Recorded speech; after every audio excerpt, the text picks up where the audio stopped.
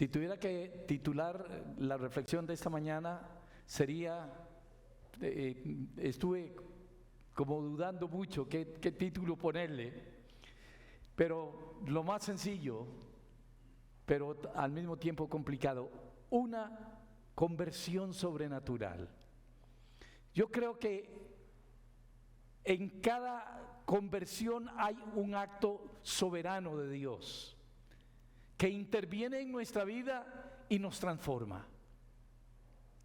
No puede haber una conversión que no produzca transformaciones, porque el que está en Cristo, ¿qué dice la Escritura?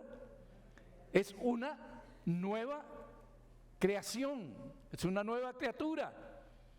Por lo tanto, vamos a acercarnos a esta historia una vez más esta mañana. Me llama profundamente este pasaje, porque es tremendamente maravilloso apreciar cómo las Sagradas Escrituras se van cumpliendo delante de nuestros ojos y los planes de Dios comienzan como a iluminarse y comienzan a tocar nuestra vida. En su última aparición de Jesús con los discípulos, nuestro Señor les instruye que predicaran el evangelio de salvación a toda criatura, pero también les estableció el orden geográfico en que tenía que desarrollarse esta tarea.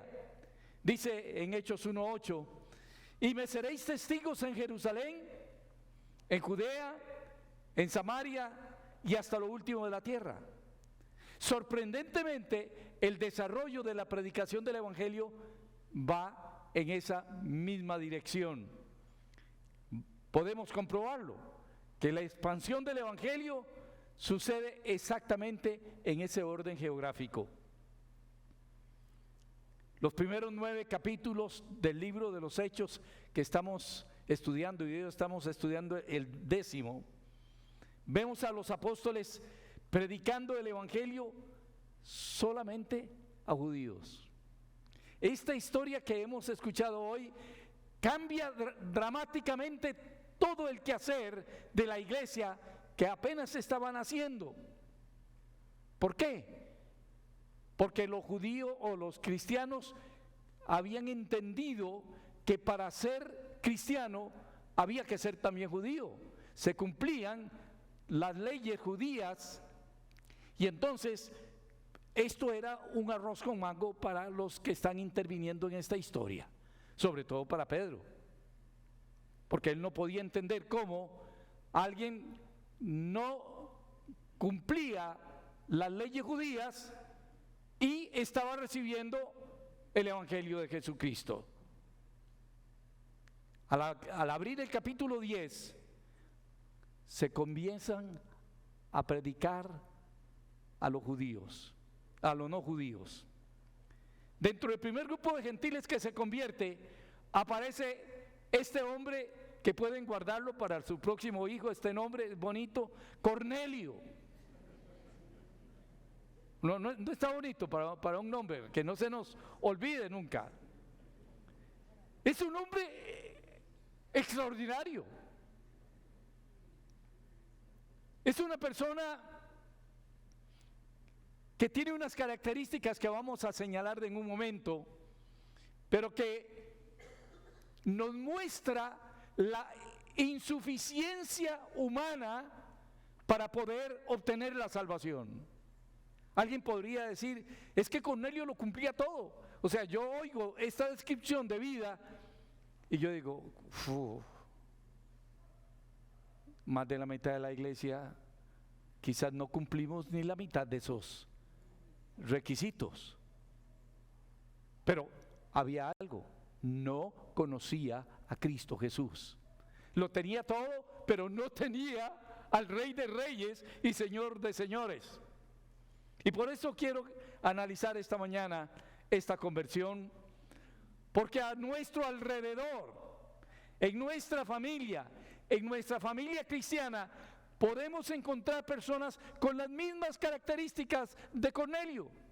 Lo tienen todo, son personas extraordinarias. Lo único que necesitan es conocer a Cristo. Porque las obras que hacían no eran suficientes para ganar la salvación. Lucas, que es el historiador encargado de escribir el libro de los Hechos, comienza identificando a la persona, a Cornelio, con la cual Dios va a tejer una serie de eventos en este pasaje que resultarán en la salvación de Cornelio, de su familia, de la familia extendida, de sus subalternos, de sus vecinos. Es impresionante lo que ocurre de manera sobrenatural con esta conversión. Cornelio vive en una ciudad que se llama Cesarea, nombrada así en honor a Augusto César. También entendemos del pasaje que Cornelio era parte del ejército romano. Estaba a cargo de una compañía que se llamaba la Italiana. Y como centurión estaba a cargo de un grupo de por lo menos 100 soldados bajo su responsabilidad.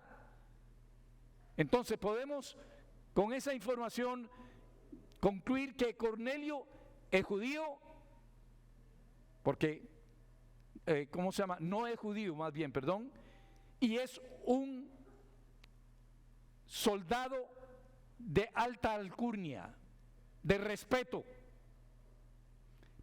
Pero el pasaje que sigue desarrollándose la historia nos dice que comienza a describir el carácter especial de Cornelio. Vean ustedes, y nada más como que vean el reflejo del carácter de Cornelio y el suyo y el mío. Era un hombre piadoso, era un hombre que dice temeroso de Dios con toda su casa. O sea, no era solo él, sino que su trabajo, su actitud como líder de esa casa había hecho que su familia extendida también viviera una calidad de vida que uno podría decir, este es un chavalazo, este es un buen hombre. Hacía muchas limosnas para los pobres.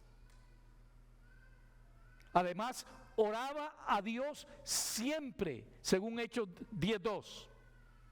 Y este verso indica que Cornelio era una persona muy buena, muy misericordiosa, que temía a Dios, pero le hacía falta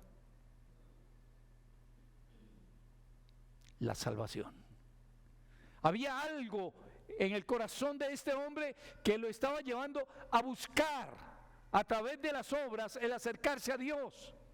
Solo necesitaba que Dios usara a otro ser humano, en este caso Pedro, como vamos a ver, para que le predicara el evangelio.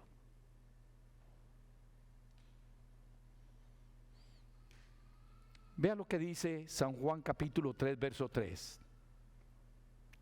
El Señor hablándole a Nicodemo, respondió Jesús y le dijo: de cierto te digo, que el que no nace de nuevo no puede ver el reino de Dios. O sea, la salvación no es por obras, no es un esfuerzo humano, es una tarea que Cristo Jesús cumplió en la cruz del Calvario. No es el esfuerzo humano, aunque el esfuerzo humano está bien. Pero para que se produzca en nosotros la transformación que el Señor quiere, necesitamos tener un encuentro personal con Jesús. El asunto es que a veces hemos crecido en un hogar cristiano como los hijos de Cornelio, hacían muy buenas obras, se portaban bien, pero no conocían a Cristo Jesús. Y puede ser que en nuestra casa suceda algo parecido. La historia de mi propia familia más o menos se encuadra en esto. Mis padres se entregaron a Cristo cuando yo tenía como 5 años, pero a los 13 me descarrilé. A los 13 hice fiesta. ¿Por qué? Era religioso, cantaba, leía la Biblia, oraba, pero no se había producido en mí una transformación que glorificara a Dios e hiciera bien a mi prójimo en todo lo que yo hacía, en todo lo que yo entendía.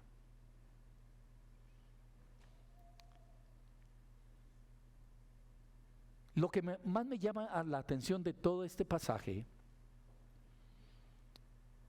es que hay una intervención sobrenatural de parte de Dios para hacer que se cuaje lo que Dios tenía planeado. Hay algo impresionante. Cuando llegó el tiempo de Dios, Kairos, por medio de una visión, un ángel de Dios entra a donde estaba Cornelio. Qué susto, ¿ah? ¿Cuántos han visto un ángel alguna vez? Ninguno. Van a tener que arrepentirse. Empieza aquí a desarrollarse una historia que es totalmente, ¿cómo se llama? No humana. Es sobrenatural. Estaba allí en ese lugar Cornelio y de repente le aparece un ángel de Dios que estaba allí con él. Hechos 10:3.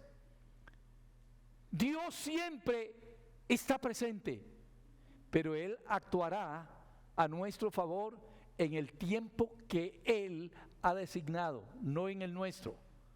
A veces creemos que es ya y hacemos humanamente todo lo que podemos y a veces damos unas metidas de pata, hermanos, por no esperar lo que Dios tenía planeado. La parte sobrenatural. Dios actuará en su tiempo y no en el nuestro, Cronos. Dios hizo que uno de sus mensajeros se presentara en la casa de Cornelio y le informara que Dios había planificado algo excepcional para su conversión.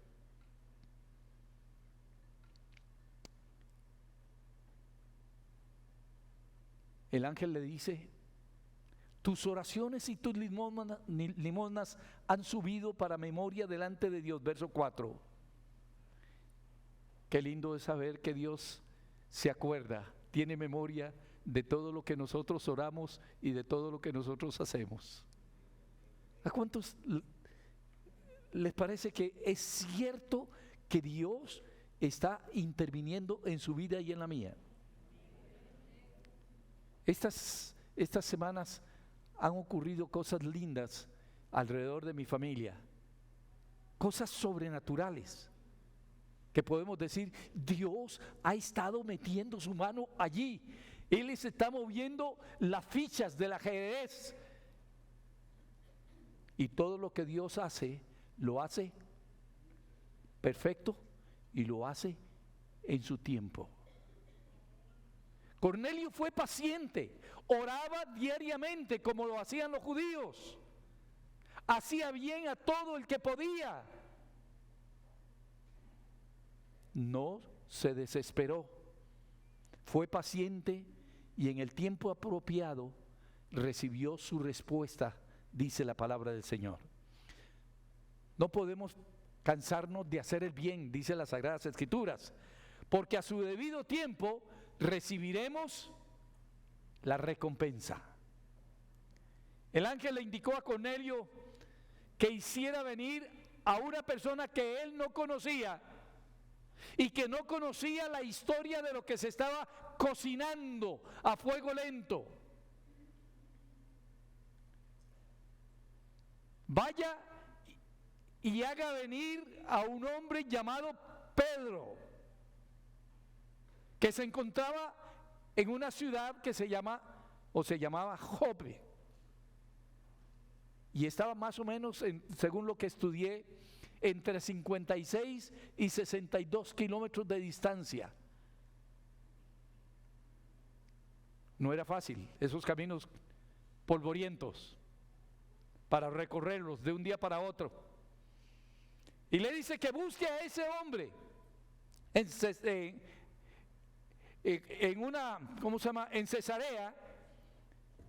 en una casa que está junto al mar, y es de un tal Simón el Curtidor. Y allí va a encontrar a Pedro, que no sabe que lo están buscando y no conoce a nadie en esa otra ciudad.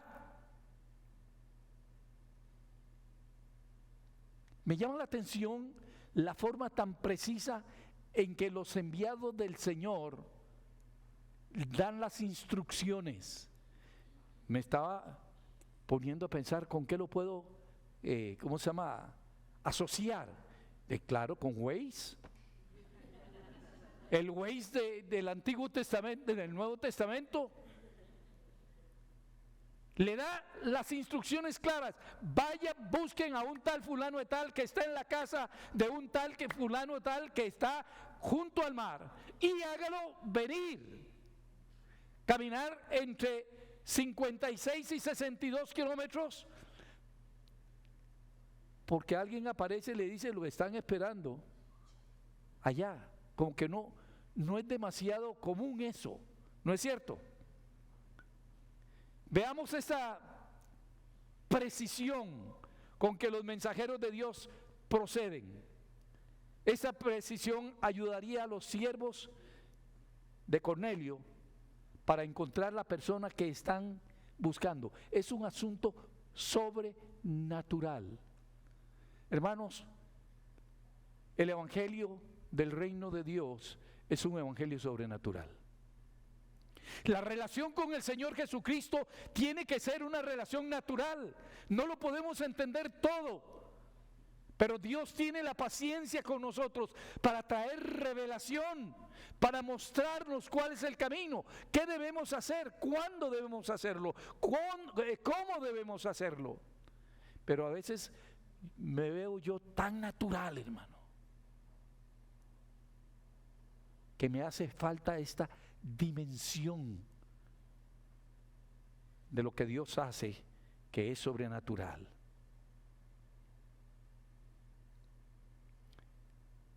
Pero ¿para qué tenía que venir Pedro de donde estaba, caminar esos 50 o 60 kilómetros? El ángel le dijo: Él te dirá lo que tienes que hacer. Le dijo a Cornelio, hablando de Pedro: Él te dirá lo que tienes que hacer para su salvación, para que dejara de estar solo haciendo obras, sino que además tuviera un verdadero encuentro con el Señor. Vea qué lindo. Dice, Cornelio de inmediato escoge 3 personas: un soldado, y yo supongo que 2 empleados de él.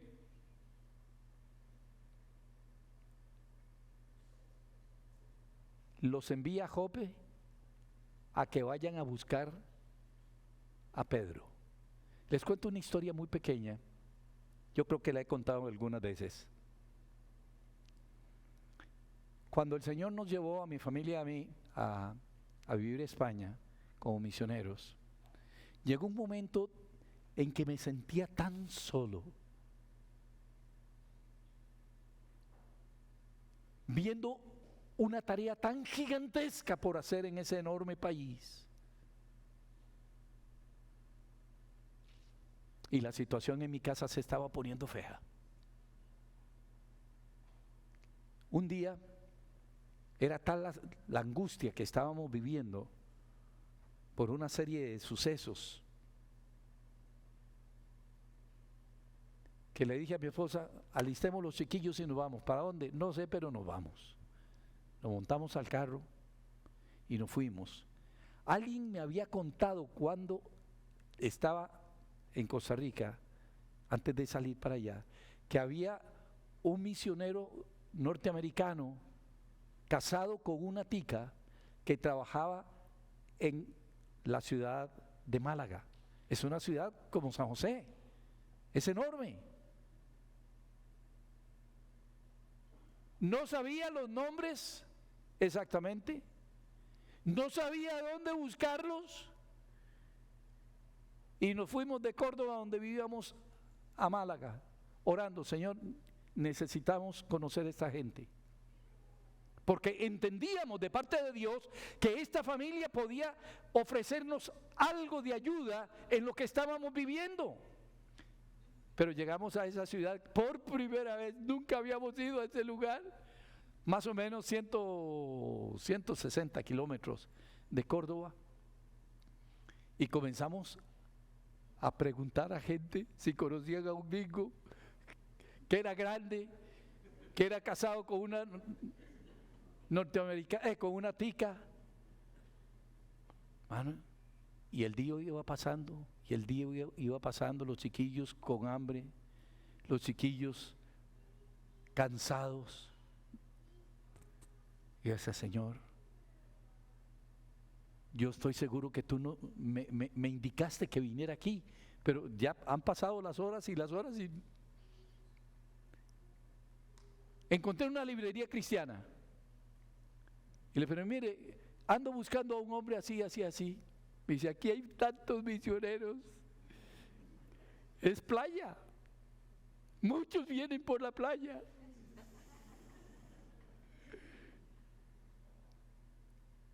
Nada. Hay una iglesia que funciona en un hotel aquí, ya me dio la cuestión, para no hacer larga la historia, hermanos, porque para mí esto es milagroso. Llegar a una ciudad como San José a preguntar por un tal Carlos Chacón.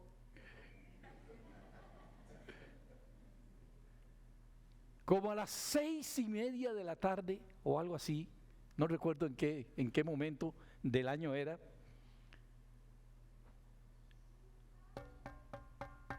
toqué la puerta de esta pareja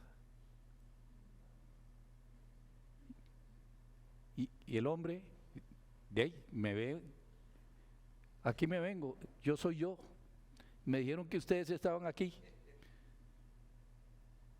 El hombre estaba demasiado serio y por dentro de mí yo decía: Señor, haz algo, porque yo no quiero devolverme para la casa en estas condiciones. Y en eso sale la esposa, una familia conocida. Conocía yo al papá, pero sí, no lo sabía, a la mamá. La cuestión, hermanos, para no hacer larga la historia, esa noche dormimos ahí.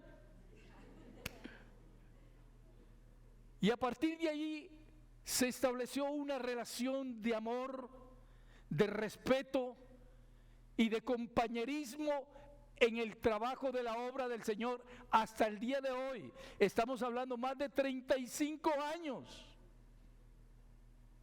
de esta experiencia. Fue como un amor a primera vista, hermanos. Un flechazo.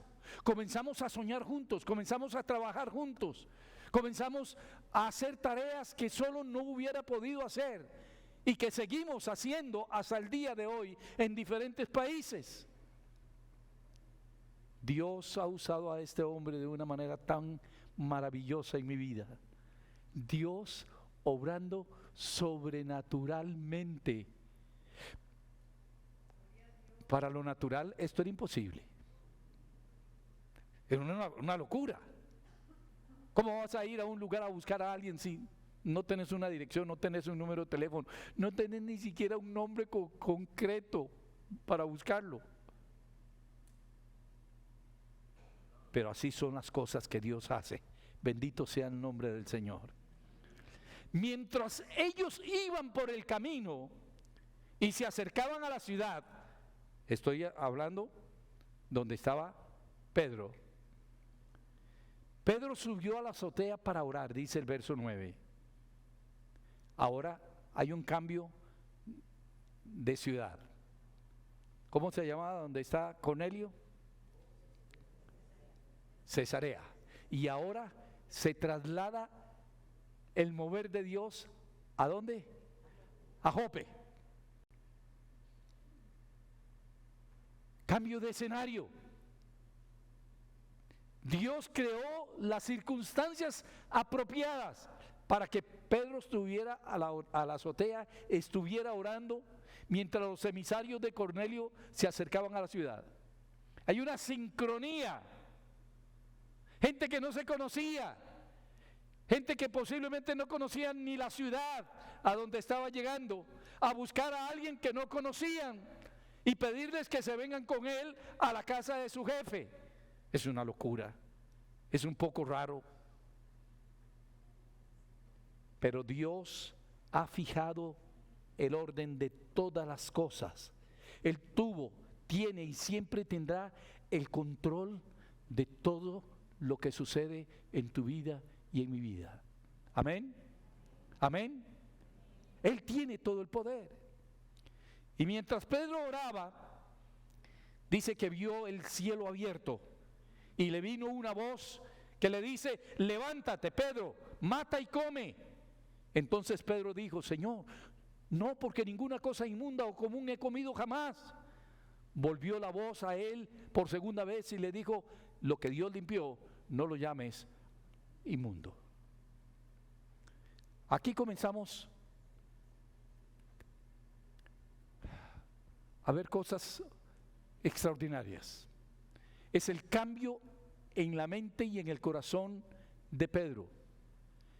No era posible dentro de su entendimiento que alguien pudiera hacerse cristiano si no se hacía primero judío.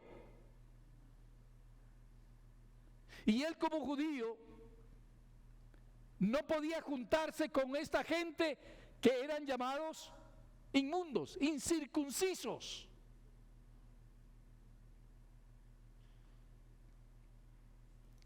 Y lo sobrenatural de Dios comienza a trabajar en la mente y en el corazón de Pedro para cambiarlo. Tenía que ir a juntarse con la gente que no era judía. Y lo más difícil que le entendió era que era para que le predicara el evangelio a los judíos, a los no judíos.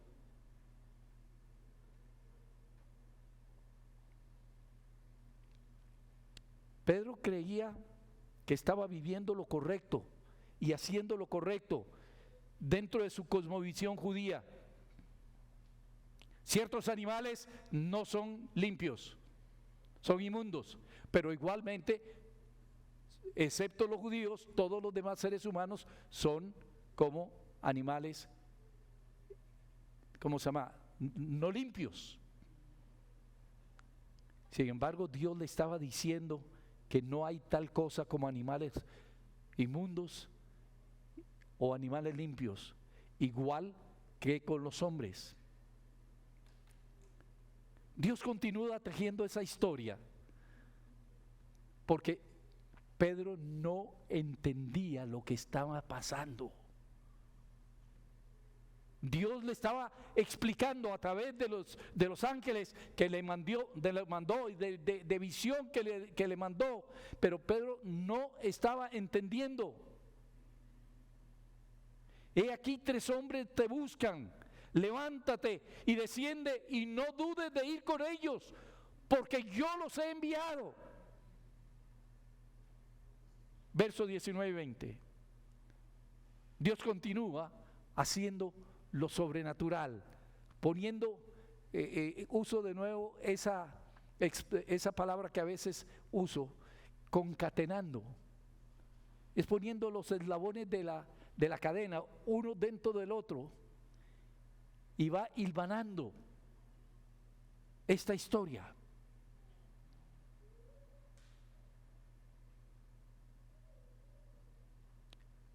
El evangelio tenía que llegar a Cornelio y a su familia de manera íntegra, completa, pero el instrumento para llevar ese mensaje, todavía no entendía qué era lo que estaba pasando.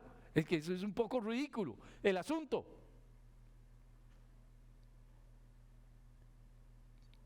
Pero el historiador Lucas nos da a entender que el que mueve las fichas está en control de esta tarea. Dios está presente y no está callado como algunos piensan. Dios está obrando. Pedro obedece aunque no entendía lo que estaba pasando, y esto impacta mi corazón. Verá que fue una experiencia tremenda para seguir conectando con mi experiencia misionera. Cuando Dios me llamó para ir a España, estábamos en una actividad enorme en un hotel importante de San José y lo habíamos alquilado todo, porque había un evento enorme en ese hotel de evangelismo. Y en aquel momento yo era el responsable, porque era el coordinador general del evento, y había muchas situaciones que estaban pasando. Era tiempo de guerra en Centroamérica, y para que dejaran entrar a los nicaragüenses y a los hondureños, yo tenía que hacerme cargo de que entraban en grupo y salían en grupo para que no se quedaran aquí. Y lo primero que hicieron algunos hermanos fue ir a buscar sus familias y quedarse aquí. ¿Y cómo daba yo cuenta a las autoridades de migración si yo había firmado eso? Y estaba yo en esas congojas cuando yo siento aquí, hermanos, literalmente aquí, al lado de mi oído, una voz que me dice: Carlos, quiero que te vayas para España. No había nadie en el pasillo.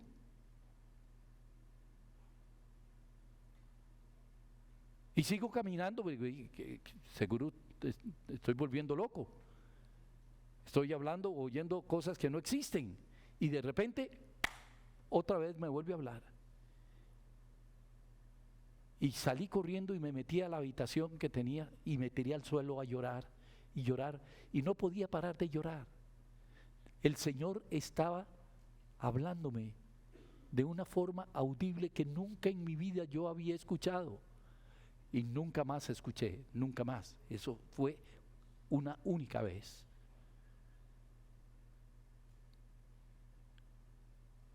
Y poco tiempo después me fui con mi esposa para ir de espía a conocer a dónde podía ser que Dios me quería junto con mi familia en España. La cuestión era obediencia, aunque no entendiera qué era lo que estaba pasando. Y es parte de lo que yo quisiera que Dios haga en estos días y hoy mismo con ustedes. Que Dios les hable, hermanos, y que ustedes obedezcan aunque no entienden lo que está pasando, porque Dios sigue hablando, Dios sigue guiando, Dios sigue conduciendo esta tarea maravillosa, y cada uno de nosotros estamos en la lista de las piezas que Él puede mover como Él quiera, porque le hemos entregado nuestra vida para eso. Amén. Al día siguiente se fue con ellos y le acompañaron algunos de los hermanos de Jope, verso 23. Y qué hermoso, porque Cornelio estaba esperando a la comitiva que venía en obediencia al Señor, y se da el encuentro de lo que Dios ha estado tejiendo. Y vea cómo empieza Pedro, que me parece que era como muy sabio. Al revés. Cuando se encuentran, le dice: vosotros sabéis cuán abominable es para un varón judío juntarse o acercarse con un extranjero. Aquí vengo, pero que sepa esto. Esto es lo que yo entiendo. Y está en la casa de una persona incircuncisa, de una persona inmunda. Pero aún así, Pedro dice, pero aquí estoy, para lo que usted mande, para lo que Dios quiera hacer. Pero a mí me ha mostrado Dios que a ningún hombre llame común o inmundo, dice en el verso 28. A Pedro le tocó esperarse como por lo menos un día para que entendiera un poquito la situación. Primero, que no todos los hombres, o no se le puede decir inmundos, porque todos pueden llegar al conocimiento de Cristo Jesús. A pesar de su religión, a pesar de su trabajo, a pesar de todo, pueden conocer a Cristo Jesús.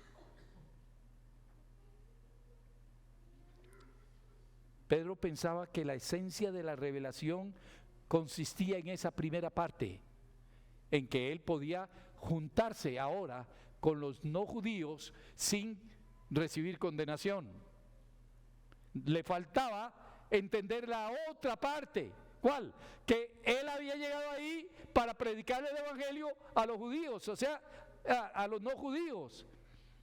Que los no judíos ahora tendrían acceso al amor, al perdón, a la liberación que el encuentro con Cristo ofrece. Eso no lo había entendido todavía.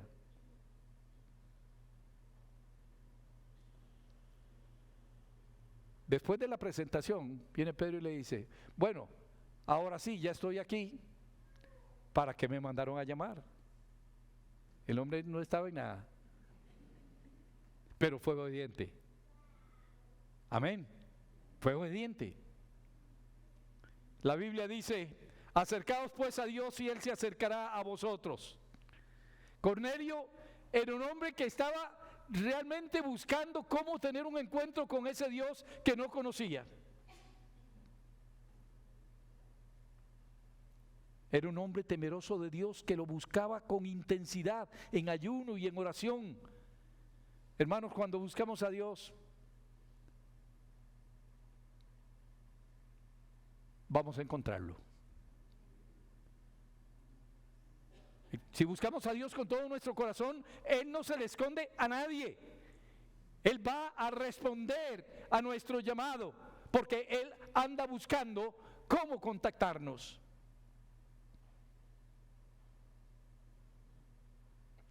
Entonces, para ir terminando, los gentiles reciben el evangelio por primera vez. Cornelio le aclara a Pedro para qué lo mandó a llamar, para que le predicara a Cristo, que era lo que necesitaba. Todos esos eventos que trajeron a Pedro hasta la casa de Cornelio, para que predicara el evangelio de Jesucristo. En verdad comprendo que Dios no hace acepción de personas, dice el verso 34 y 35, sino que en toda nación se agrada del que le teme y hace justicia. Esto era nuevo, descubierto para Pedro. Qué maravilloso. De inmediato Pedro comienza a predicar el evangelio del reino a esta gente que estaba ahí en casa de Cornelio, y cuando llega a esta parte, de este dan testimonio todos los profetas, que todos los que en él creyeren recibirán perdón de pecados por su nombre. Verso 43. Esto es nuevo y Dios lo está usando. Alguien que no entiende lo que está pasando de manera completa, está permitiendo que Dios lo use para cumplir esa tarea. Bendito sea el nombre de Dios. Hermanos, mucho de lo que hemos hecho a lo largo de los años sirviéndole a Dios era como a tientas. Mucho de lo que hemos vivido no teníamos todo el conocimiento, todo el entendimiento, todo el entrenamiento, pero predicábamos a Cristo y a este crucificado, como dice la palabra del Señor. Y Dios honró. Hay muchos sermones que yo no me animo ni a leerlos, de los que prediqué hace 40 años. No me animo a escucharlos, me daría vergüenza. Pero prediqué a Cristo, hermano, que era lo importante. Y Él tuvo misericordia aún de mí. Bendito sea el Dios Todopoderoso.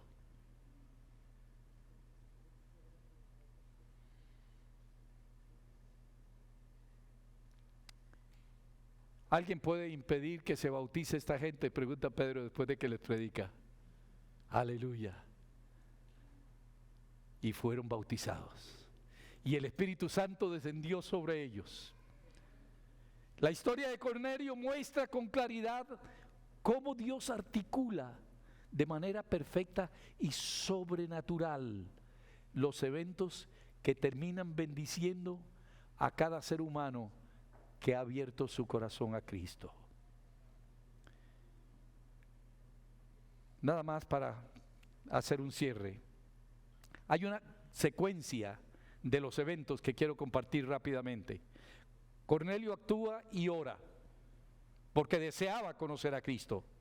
Dios envía la visión de un ángel. Cornelio envía 3 mensajeros. El Señor corrige a Pedro y le instruye para que acompañe a los mensajeros que vayan a la casa de Cornelio. Reúne a sus familiares y amigos más cercanos, Cornelio, y explica a Pedro por qué lo mandó a buscar para que le predicaran el Evangelio. Y el Espíritu Santo vino sobre ellos y luego fueron bautizados. Vuelvo y repito, Dios está presente y no está callado. Las fichas del ajedrez están en movimiento, aunque usted no vea las manos, pero Dios está haciendo su obra. Mis hermanos, yo no sé cuántos de nosotros deberíamos hacer públicamente nuestra confesión de fe en Cristo Jesús, porque es lo que permite que se opere en nosotros el milagro del nuevo nacimiento. Entregar nuestra vida a Cristo Jesús para que Él sea nuestro Salvador, para que Él sea nuestro Rey, para que Él sea nuestro Señor y para que nosotros seamos sus instrumentos. Puede ser que por muchos años hemos escuchado el Evangelio de Cristo, pero no hemos hecho una decisión por Él. De tal manera que podamos decir, ya no vivo yo, ahora vive Cristo en mí.